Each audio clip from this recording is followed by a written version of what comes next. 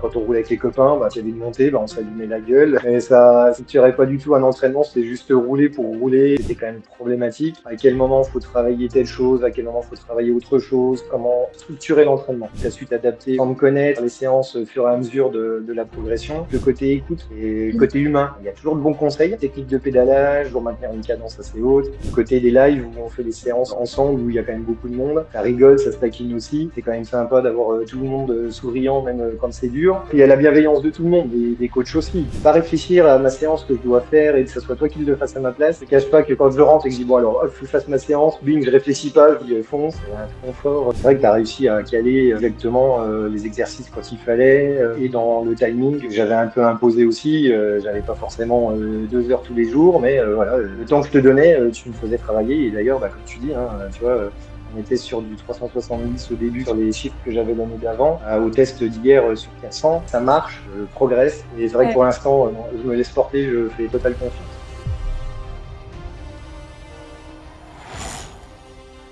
Bah, est-ce que déjà tu peux te présenter, nous parler de toi, de ton parcours avant qu'on travaille ensemble? Oui, alors moi je m'appelle Franck, j'ai 40 ans, je suis chef d'entreprise avec une vingtaine de salariés, je suis aussi un papa au foyer avec une femme et 2 enfants, une de 18 ans, une de 7 ans, qui demandent un petit peu de temps quand même. Et je fais du sport depuis tout jeune, depuis que j'ai l'âge de 6 ans. J'ai fait beaucoup de sport. J'ai fait du vélo en compète de 14 à 17 ans. Après, j'avais arrêté le vélo parce que ça prenait un peu trop de temps par rapport aux études. Et je me suis orienté vers le basket, puis la course à pied. Et je suis revenu du coup au vélo parce que ça me manquait énormément, même si j'avais continué à en faire un petit peu comme ça. Je suis revenu plus à la compète fin 2023 pour faire l'étape du Tour. Et puis du coup, ben, j'ai repris goût un peu à l'effet compète et du coup, ben, c'est ce qui m'a emmené vers toi. Et donc, ça s'était bien passé? C'était quoi, du coup, les difficultés que tu rencontrais finalement ou frustrations avant de travailler avec moi? On va dire, alors la motivation, ça n'a jamais été un problème parce que je suis toujours motivé, je suis toujours au taquet comme tu as pu le voir pendant pendant tout ce qui est coaching.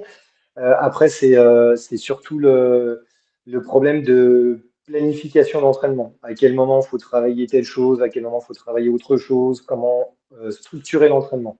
C'est surtout ça où c'était quand même problématique, parce que j'avais quand même quelques notions entre tout ce qui était puissance, cardio, des séances de récup, pas tout le temps être dans le rouge pour progresser, voilà, faut quand même que le corps assimile tout ça.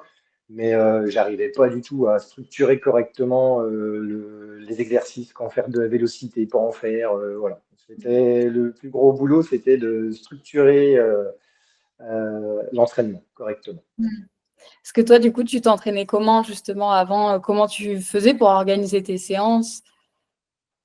Suivant le sens du vent. J'étais Ouais, il y avait j'étais un peu au feeling, un peu aux sensations. Si je sentais que j'étais bien, j'allais essayer de travailler un peu du travail de cardio pour envoyer, pour me vider, voilà, pour vous dire pour dire tiens, j'ai fait une bonne séance aujourd'hui, puis après j'allais plus en faire pendant 3 mois, tu vois. Donc le truc qui sert à rien. pas.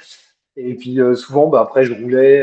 Et puis bah, quand on roulait avec les copains, bah, quand il y avait une montée, bah, on s'allumait la gueule, comme on fait tous. Voilà, pour savoir qui c'est qui c'est qui est le plus fort.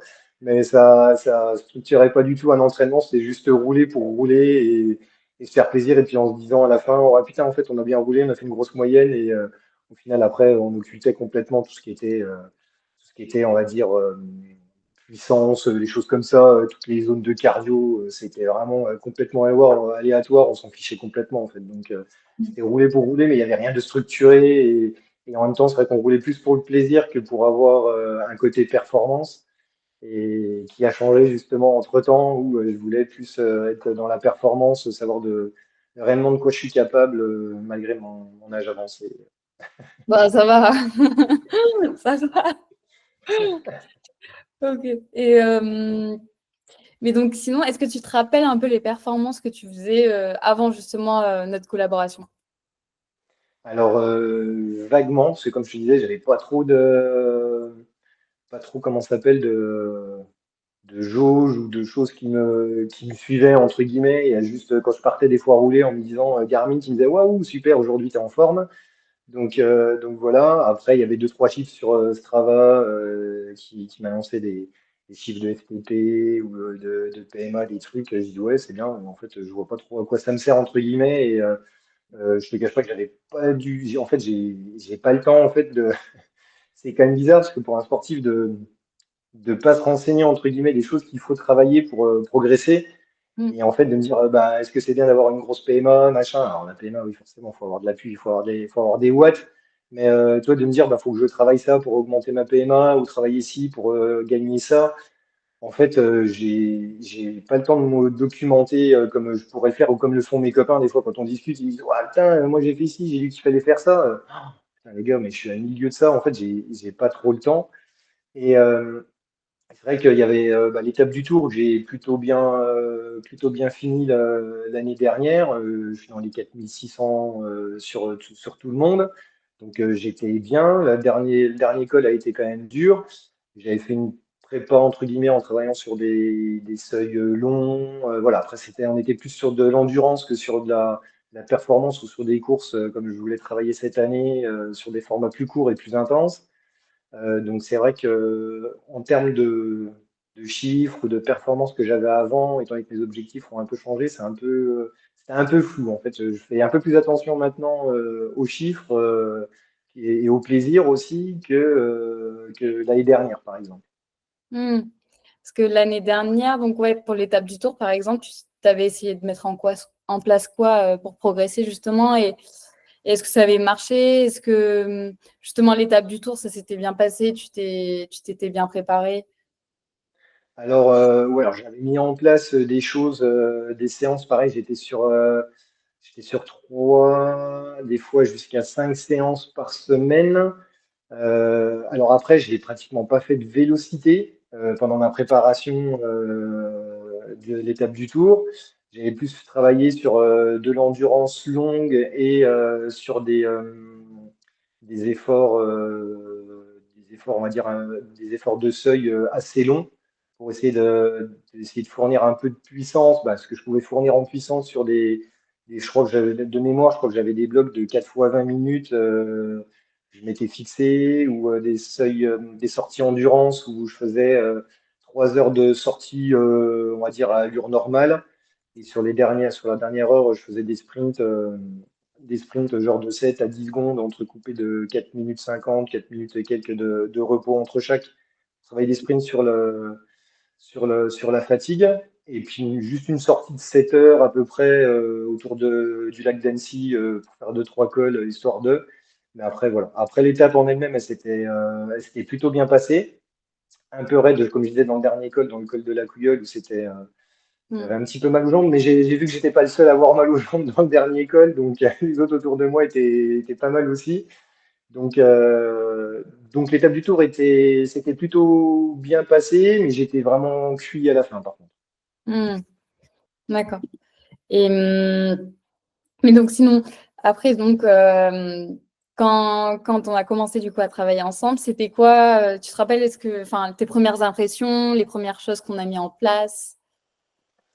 Alors, je sais que déjà ce qu'on a mis en place, et puis alors il y avait le petit côté aussi où on fait les séances à plusieurs.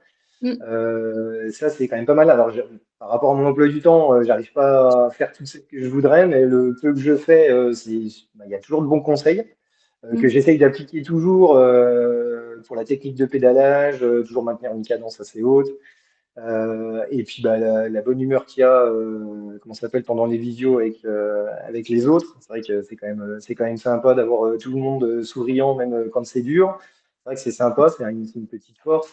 C'est sympa aussi. Et après, c'est vrai qu'on a on a mis quelques séances, tu as mis du moins quelques séances en place pour voir dans un premier temps comment je réagissais par rapport aux séances voir si j'étais facile ou pas facile. Donc c'est vrai que c'est le côté là où tu as su t'adapter aussi sans me connaître, à adapter, on va dire, les séances au fur et à mesure de la progression.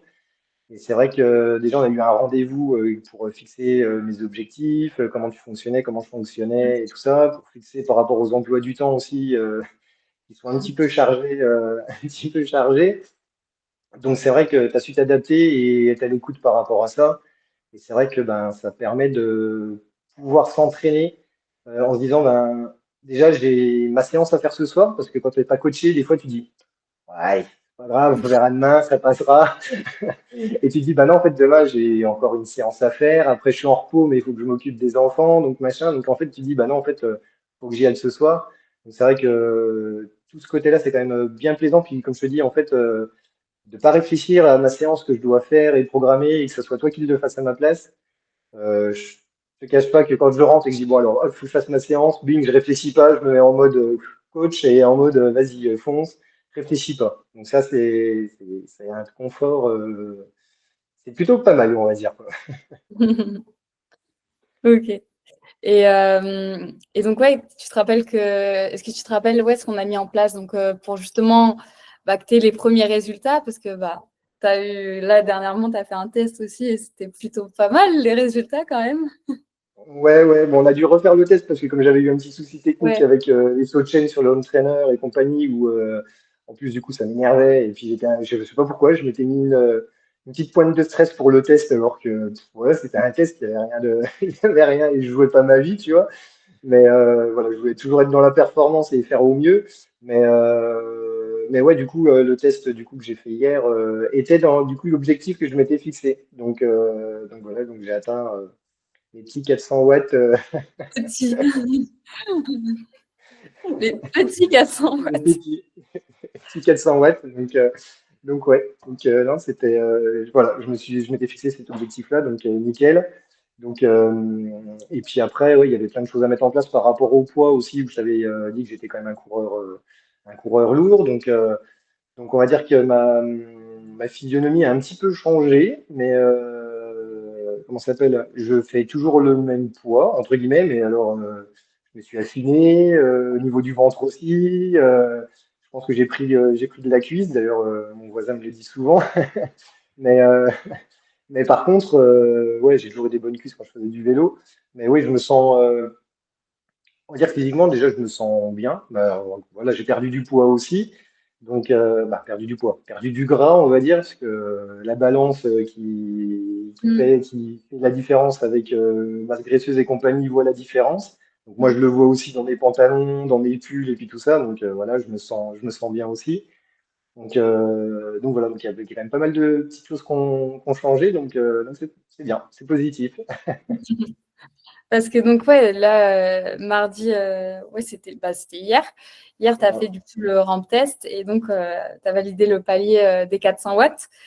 Et j'avais regardé et il y a, du coup, au tout début, donc en décembre, quand on avait commencé ensemble, j'avais noté comme PMA donc, que tu avais à peu près 370 watts parce on n'avait pas fait de test pur, mais j'avais noté ça en PMA. Donc, tu as quand même vraiment bien progressé. Et finalement, au niveau du volume d'entraînement, c'était pas non plus, tu t'entraînais pas non plus 10 heures par semaine.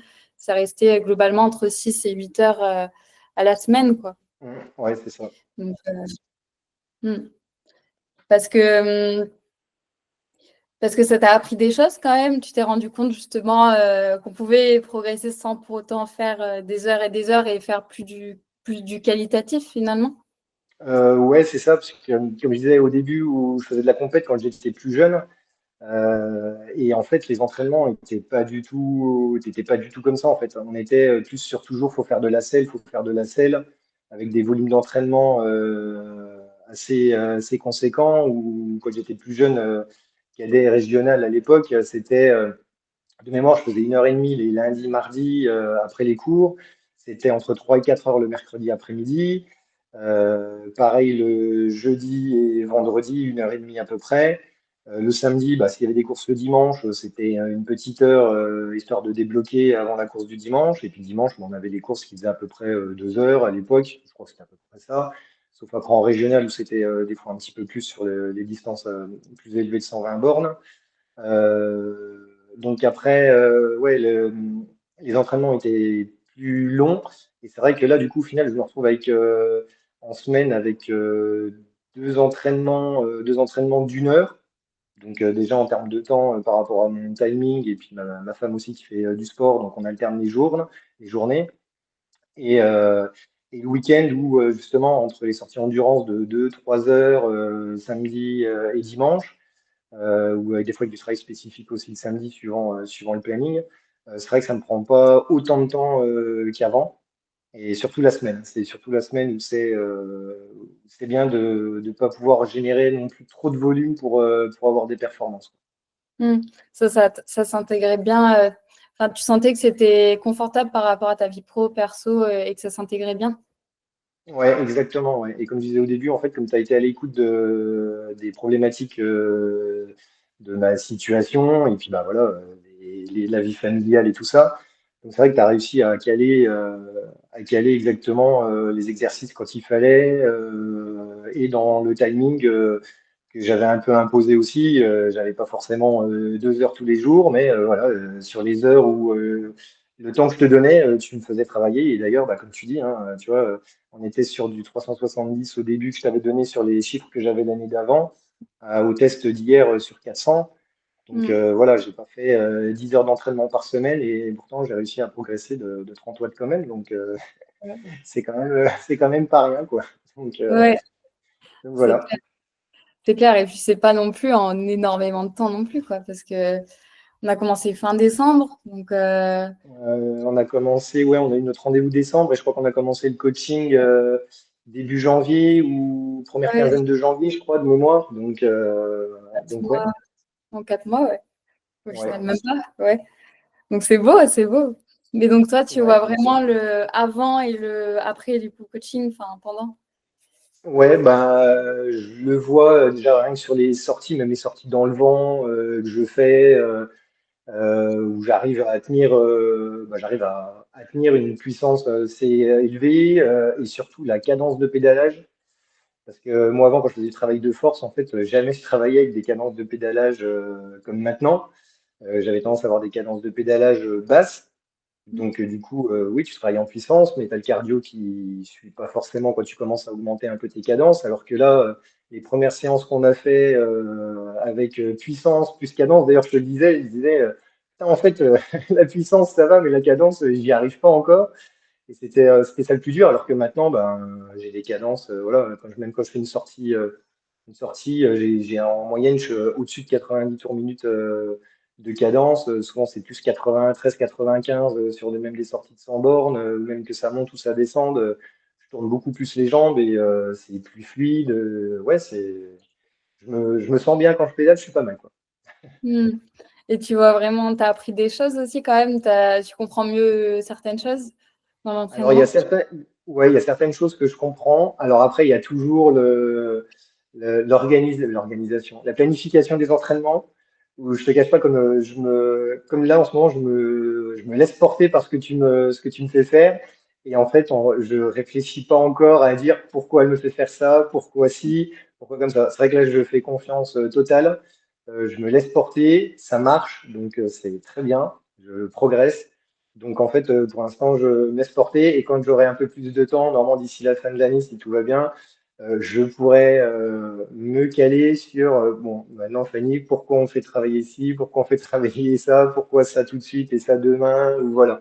Et c'est vrai que Ouais. pour l'instant, non, je me laisse porter, je fais totale confiance.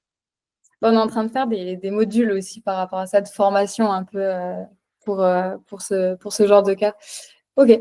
Mais sinon, ça t'a impacté aussi d'un point de vue mental, plus d'un point de vue plus personnel aussi, en dehors de l'aspect sportif. Enfin, donc oui, il y a des chiffres, je sais pas, tu as gagné 400 watts enfin, tu as gagné 30 watts de PMA, mais est-ce que ça t'a impacté aussi personnellement? Alors, je ne te cache pas que quand j'ai pris contact avec toi pour le coaching, en fait, j'étais un peu dans le creux psychologiquement. J'ai perdu mon papa il y a peu de temps avant.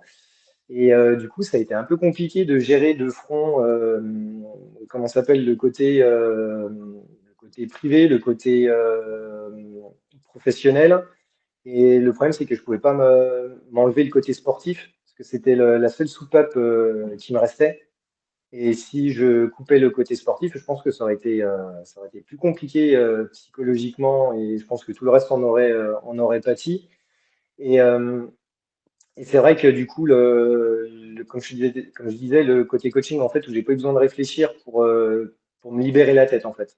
J'avais besoin de faire du sport, j'avais besoin pas de me prouver des choses, mais j'avais besoin de faire ces choses-là auxquelles, quand j'étais plus jeune, mon père adorait m'emmener faire les courses de vélo parce qu'il adorait aller se balader le week-end, m'emmener sur des courses de vélo, regarder les vélos, tout ça, il aimait ça. Et c'est vrai que du coup, le fait de recommencer le vélo avant qu'il disparaisse, c'était bien, mais quand il est parti, c'est vrai que du coup, ça fait un gros vide. Et le fait de me retrouver sur le vélo me faisait du bien, mais des fois, parfois, me faisait repenser à lui.